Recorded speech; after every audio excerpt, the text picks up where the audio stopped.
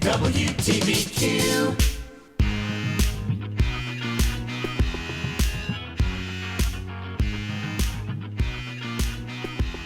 Welcome to TG Wellbeing. This show is all about you feeling and looking your best inside and out, sharing advice, tips, and information from the leaders and experts in medicine, health, fitness, nutrition, sports science, healthy eating, and motivation. I'm your host, Rob Fletcher, author of America's Next Great Trainer, Transform Your Life. You can check that out on Amazon. Follow me on Instagram at ANGTTV. Be sure to follow us at TG Wellbeing. TG Wellbeing airs every Saturday from 12:15 to 12:45 p.m. Eastern Standard Time. Listen worldwide at WTBQ.com. Today we have back from last show Dr. Brent Dorval. Dr. Dorval has over 35 years experience in strategic management of research, manufacturing, and regulatory affairs in the area of medical devices and diagnostics. Most recently, Dr. Dorval founded Brendan BioScience to capitalize on patents covering new immunoassay methods of analyte detection. Dr. Dorval holds a Ph.D. in Medical Microbiology and Immunology from the College of Medicine, The Ohio State University, and performed postdoctoral studies and was a visiting scholar in the Department of Chemistry at the Massachusetts Institute of Technology. In addition, Dr. Dorval was an advisor to the World Health Organization Committee on Vaccines and Diagnostics in Geneva. I would like to welcome back and privileged to have with us Dr. Brent Dorval. Welcome back, Dr. Dorval. Thank you, Rob. A pleasure to be back. So last week, we had to break it up, but we were talking about the difference with what you offer through KBMO FIT Test and other testing out there. So can you just pick up where you left off, and then we can move on to some very important information as well? Yes. So again, the FIT test, the food inflammation test, is a dual pathway measurement test. That simply means we measure acquired immunity, which is IgG antibody. So when a food particle gets through the gut wall and gets into the lymphoid tissue, you generate an antibody. So that's called acquired. You acquire the ability for that antibody to recognize that protein. Now, we also measure innate immunity, and that's the complement system that I alluded to. So what happens is we measure IgG and that little protein that generates inflammation, C3D. And so what happens is that we get a signal from the acquired side of the immune system, and we get another signal from the innate side of the immune system. So this test, the detection system, to see the antibodies and immune complexes that are bound, we generate two signals. So that's very important. So you get better sensitivity and better specificity. So you don't miss antibodies that you want to detect, and you don't detect antibodies that you shouldn't detect, meaning get false positives that you're not really sensitive to. Now, other tests out there only measure IgG. They don't take advantage of the complement system and the fact that it binds to the immune complex and forms the inflammation we see. So they only measure IgG, so they only get one signal. So their test generates one signal. Our test generates two signal equivalents. So again, we get better sensitivity, we get better specificity. And that's very, very important in, as I mentioned in the last show, in immunoassays. So those are assays that detect antibodies. So two signals give you a much more sensitive and much more specific test. Why would a provider use a food sensitivity test? Yeah, I mean, the reasons are varied. Again, at last show, we can divide the group into those that are sick, those that want to optimize health, and those that want to simply improve performance. So most of the time, providers are seeing people that don't feel well for one reason or another. They could have an autoimmune disease, or a thyroid is a problem, it's a big one, or arthritis, or fatigue. Brain fog, again, from the gut-brain axis, and food sensitivities definitely affects the brain functioning, anxiety and mood. And one big group is people that have certain digestive and gut issues, and also skin problems. So the various symptoms that are caused by food sensitivities are kind of far-ranging, and it might just be sometimes as simple as I just don't feel well, and I just want to figure out why. And generally, providers will say, sounds like you may be having symptoms that are associated with a food sensitivity, so let's get you tested and see if we can't figure that out. And once again, as we spoke on the last show, when many people may think if their body does not respond to a food, that they're fine, that they're not sensitive at all, as opposed to a food allergy, which you said, there's more of an immediate reaction to a food allergy. The food sensitivity is a delayed thing, so I can't emphasize that enough. Just because your body's not responding, maybe you don't physically see something, but internally something may be happening, which you don't know about until you actually get that food sensitivity test.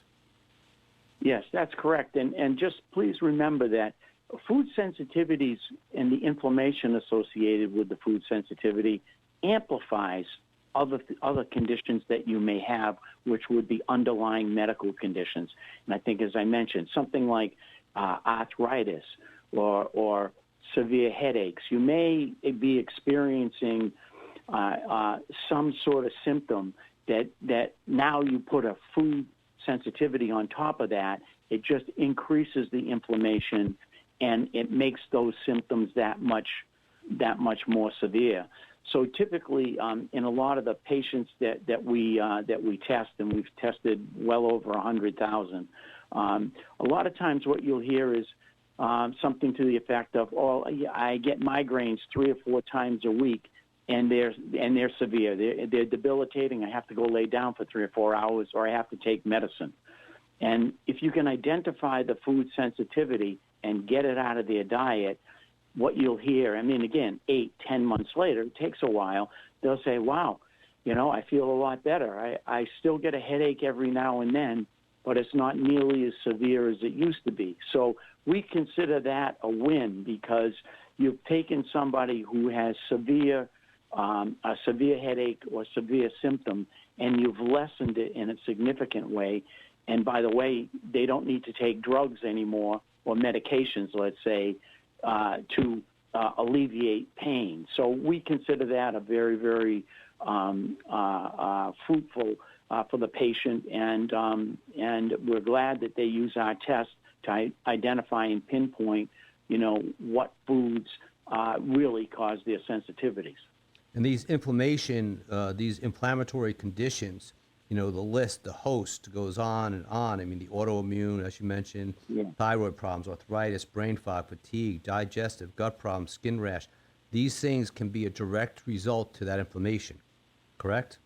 Oh, absolutely. Absolutely. And it's really, again, a lot of times you're not going to cure something, but we hear over and over again that, wow, I feel a heck of a lot better. Yeah, I still get the occasional pain, but it's occasional and it's not nearly as severe. And that's because you've identified the food, you remove it from the diet, you lessen inflammation, and the net result is the patient just feels better. Like I say, most of this is not going to cure anybody. I've heard people say, "Oh, I can cure you of food sensitivities."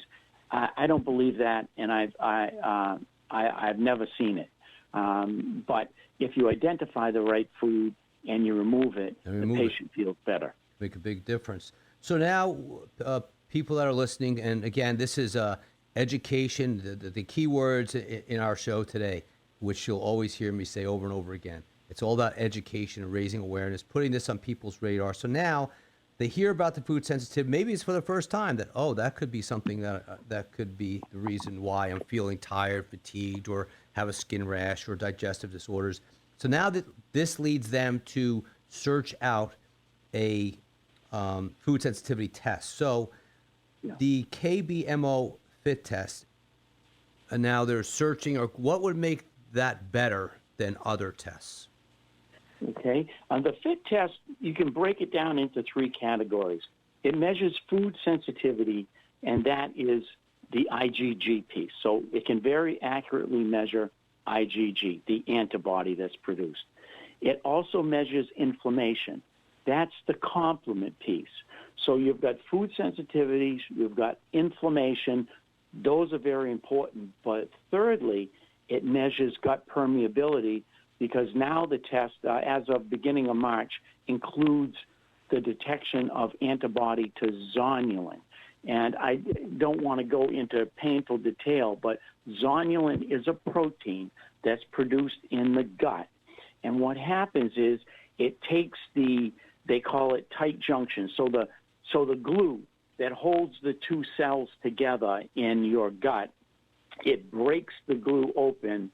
And what happens is once zonulin has done that, the food particles can now get from the inside, the lumen of your gut, go through the gut wall, and then get into the lymphoid tissue and set up this nasty immune complex formation, and inflammation will be generated as a result. So what we did was with zonulin is the protein itself, again, it's in the blood, is very hard to measure because it's unstable. The levels fluctuate even within a few minutes. And you get cross-reactivity, which means that if you tried to measure it like we did an antibody, it cross-reacts with a lot of different things, which means you don't know if you're measuring the zonulin molecule or not. It could be something else. And that's just a feature of that particular protein. So we did something I think that's a little bit more clever. What happens is when zonulin is produced in the gut, it also gets through the open pore and enters the lymph tissue and produces an antibody against zonulin. So it produces an IgG antibody against your own protein. It's almost like an autoimmune situation. The two things are important. The antibody concentration is stable, and you don't get cross-reactivity. So you can get an accurate measurement of leaky gut and the ability of food particles to get across the gut wall by measuring zonulin antibody. So we added the gut permeability marker to the food sensitivity panel as of March. So again, it tests IgG, the food sensitivity, C3D for inflammation, and zonulin for gut permeability. So when you put that together, it really covers a lot of ground. And as I mentioned in the previous show, gut permeability is really key. If your gut is permeable to all these food particles and other types of molecules, could be additives, it could be food dyes, etc., that get through the gut wall, then what happens is because of that, now you'll generate food sensitivities maybe that you've never had before. You are listening to TG Wellbeing. We are with Dr. Brent Dorval, KBMO Diagnostics.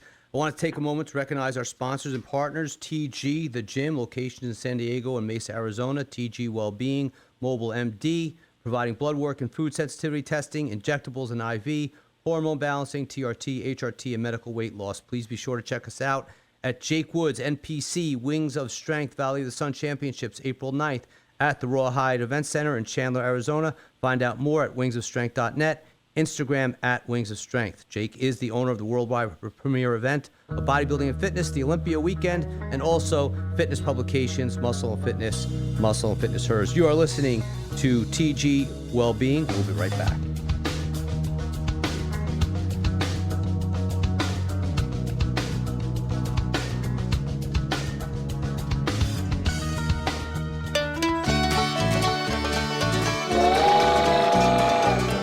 The Blarney Station, located at 10 Railroad Avenue in the historic downtown village of Warwick, features an authentic Irish menu as well as many American favorites. The food is always fresh and professionally prepared by the Blarney Station's experienced chefs. Add to this a casual bar where you can get your favorite refreshments and meet good friends. You have the perfect place to relax and dine. And here's the owner of the Blarney Station, John O'Connell, to tell you more. Yes, the Blarney Station is open 7 days a week. Our phone number is 845-986-1509. That's 845-986-1509. Eat in or take out. You're sure to enjoy your meal. And don't forget that we have a children's menu too. The Blarney Station, directly across from the Railroad Green at 10 Railroad Avenue in Warwick. Sam's Meat Warehouse is a butcher with old-time family values. Remember back in the day when people knew their butcher by name and visiting them was a social experience? They would talk to customers about how to cook a piece of meat to perfection. Sam's combines old-world methods with modern techniques. Call your favorite butcher, Sam's, at 845-651-MEAT, or visit the store right off 17A in Florida, New York, for the highest quality products at unbeatable prices. Yesterday's is a pub and restaurant where celebrations happen today, tomorrow, and every day. Bring your friends and family for lunch, dinner, drinks, and homemade scrumptious desserts. The food's delicious. Peggy and John invite you to eat in, take out, or cater your next event or party with Yesterday's, 29 Main Street in Warwick. Open 7 days a week with a menu for everyone. Visit yesterdaysnet.com to discover your cheers in Warwick. Whitetail Landscaping and Tree Service. Whitetail is a year-round, full-service company based right here in Warwick, New York for over 20 years. Whitetail services include dangerous tree removal, storm damage repair and cleanup, tree pruning, landscape design and installation, and high-end property maintenance. For more information, visit their website at whitetaillandscapeandtreeservice.com. Think local, shop local. Hi, this is Tom Fursey. Sing along and relive the memories of the 1980s on The Magic of the 80s. Saturday night starting at 6 on WTBQ, playing the best music. Magic of the 80s. WTBQ.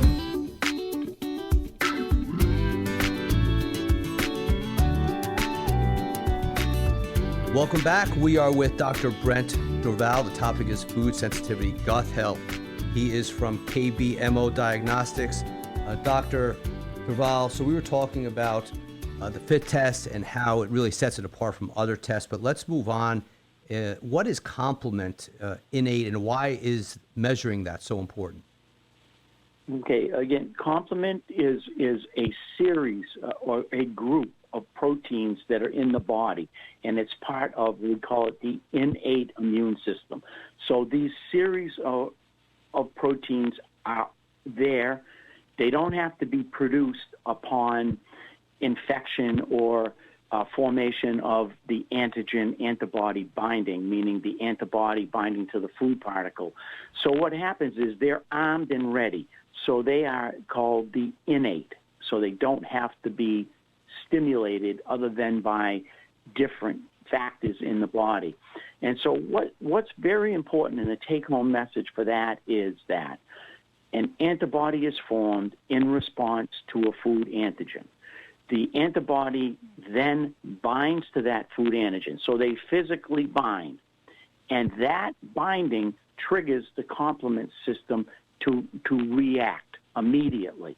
And what happens next is inflammation, because you generate molecules that really exacerbate that antigen-antibody binding. So the net result is complement generates inflammation. And what you need to do from there is identify the food that's causing the antibody to form. You prevent an immune complex from forming, and then you prevent the inflammation. So the symptoms that are associated with inflammation, again, they're varied, and we mentioned them previously, are lessened, or sometimes they disappear altogether. Incredible. So do you have clinical data that supports the use of the FIT test? Yes, we did 2 studies. And I don't know of another test out there that really has this kind of backing behind it, meaning a good controlled clinical study. The first one was, we just went through the records and we did what is called a retrospective study. So we already had the information in our database, and what we wanted to do is take a little bit more defined and closer look at that data. So this was a group of patients that came in, and they had severe and moderate reactions to a variety of foods. And we did that by giving them a questionnaire. We asked them things, do you have a headache? Do you have one or more of these symptoms? And they would score them. And then what we did is we said, okay, you have moderate and severe symptoms in these categories. Then we said, okay, now let's do the FIT test. Now let's measure your IgG and immune complexes and see if we can identify some foods that should be eliminated from the diet. So what we did was we tested them, and we found out, again, that they had severe, meaning high reactivity to many foods. We removed them from the diet, and then we retested them about 11 months later. And what we found is the antibodies were dramatically reduced. So we removed foods, had high antibody response. 10 months later after elimination, antibodies have gone away in many respects. And then we said, okay, now look at the questionnaire again and see how you score. So, for instance, as I mentioned, migraines is a big one. So a migraine might have been a score of 10, 8 out of 10, meaning severe. And now this particular patient had a score, they said it's a 2 or a 3. And then bowel problems, the same thing. 6 or a 7 has gone down to a 1 or a 2. So what we found pretty much across the board is you remove the food, so you eliminate it from the diet, antibodies go down significantly, and it's accompanied by the patient feeling much, much better. So that was a very nice little piece of work. We did that in a group of about 35 patients. And so what we concluded there was a significant reduction in sensitivities reported after the elimination diet, and it indicates that the FIT test could actually predict food sensitivity. So that's the important thing about a good test. If you can identify those foods that cause the problem and remove them, bingo, the patient is going to feel a lot better. And then we did a second study with a doctor out in California, William Esselfy. And what we looked at is one big group of problems for the patients that we see and clients is bowel problems. Of all the symptoms and problems, I would say that's probably 25 to 30%. And so we said, okay, let's evaluate the benefits of this food sensitivity test, and we're looking at irritable bowel syndrome. So that's a syndrome where people have constipation or diarrhea, gas, bloating, but irritable bowel, it's generally pretty severe if you categorize it as irritable bowel. And it's a very high occurrence in America. About 18% of Americans actually have irritable bowel. So we said, okay, so it's medically important, and a lot of patients have it. Bowel problems is something we see frequently. And so we said, let's take a look at that. And the other aspect of this is the cost associated with the irritable bowel was sizable. Direct costs for physician visits, emergency room, or even in-house diagnostic tests and medications. So when you put it together, it's very costly and it's a very high occurrence. So we did this study, and what we found is, okay, so we did the same thing. We selected a group of individuals that had irritable bowel, and we had a control group. So it's a very well-controlled study, a small group. It was 100 patients. And what we found was when we went through the same thing, patients came in, they gave us the symptomology, then they took the FIT test. We identified foods that could potentially cause a sensitivity. We removed them from the diet, and then we looked at the results later on. And what we found was that, very importantly, that hospital stays and visits for this group that went on the elimination diet showed a 10% reduction across the board, and that primary care physician visits were reduced 50%. So a sizable impact on direct costs. And then we looked at various chemical markers in the body, inflammatory markers. And what we found is that across the board, there are markers that were high went down into the good range. So again, this test could predict that if you remove the food from the diet that was potentially causing the problem, that they feel better, they don't show up at the doctor's office, and their clinical lab results, the numbers you get when you take a blood test, have dramatically increased across the board. And then what we did was we also took a look at IgG-only tests. So those are the tests that I mentioned previously that only measure the acquired immune system and only give you one signal, as opposed to the FIT test, which measures the acquired and innate, the antibody and the complement. And we found that the FIT test was twice as good, so twice as beneficial than the test that only measured IgG. And then we looked at another group, and what we found is they sell these tests out there that are so-called cellular tests, and they're fairly popular. And we compared against cellular tests, and again, we found approximately 50% better results with the FIT test when compared to a cellular test. So that tells us that we're on the right track here. Right. We've got a good test. It can identify sensitivities, and if people remove these foods from the diet, they feel a lot better. And I think that is really the goal of a good test, is to identify and treat based on that, and people will get well. That's outstanding information. And a couple more things. We have a couple more minutes here, but two things on the top of my list here that I would like the listeners to know is, what type of samples do you need to do the food sensitivity test? Yeah, thank you. So you can do a regular serum draw. So you can go in and get a blood draw, and you need just one tube of blood. So that's pretty easy. Some people prefer that. And the other one that we've just is pretty novel, and we just applied it to really food sensitivity testing, is the so-called dried blood spot. So what you can do is just do a finger stick, and you put a couple of drops of blood on this filter paper, you let it dry, and send it to the lab. So it's cheap, it's quick. Many people prefer a finger stick over a blood draw. And we've perfected the technology to extract those blood spots and remove the antibody and complement out of them. And that took us quite a while to do that. So it's a very, very good sample to use. Well, we have about a minute left here, but definitely two things that I need those out there to know. One, turnaround time, and then if you could just quickly recap the three types of tests.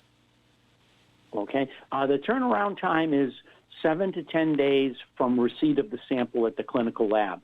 So we do our own testing in-house, so it's 7 to 10 days. And there are three tests that are available. There's the small panel called the FIT 22. That's 22 foods and additives. There's the bigger panel, the FIT 132, which has 132 foods, colorants, additives, etc. And then there's the FIT 176 that has 176 foods, colorings, and additives. And they're all available. Dr. Brent Dorval, I cannot thank you enough for taking the time to share your knowledge with our listeners, and very important information. And really, I encourage people out there to get your food sensitivity test. Check it out. We'll talk about where you can get that in a couple of minutes. But first, I would like to thank you, Dr. Brent Dorval, very much for joining us. KBMO Diagnostics. We'll definitely be having you back on the show. Thank you very much, Doctor. Thank you. Thank you for joining us today. Tune in every Saturday, TG Wellbeing, 12:15 to 12:30 p.m. Listen worldwide at WTBQ.com. It's all about a better you inside and out. Again, we thank our sponsors and partners, TG, The Gym, locations in San Diego and Mesa, Arizona, TG Wellbeing, Mobile MD, offering blood work and food sensitivity testing, injectables and IV, hormone balancing, TRT and HRT, and medical weight loss. Follow us on Facebook and Instagram at TG Wellbeing. Check us out at TG Wellbeing Instagram. Until next week, tune in. It may change your life. TG Wellbeing.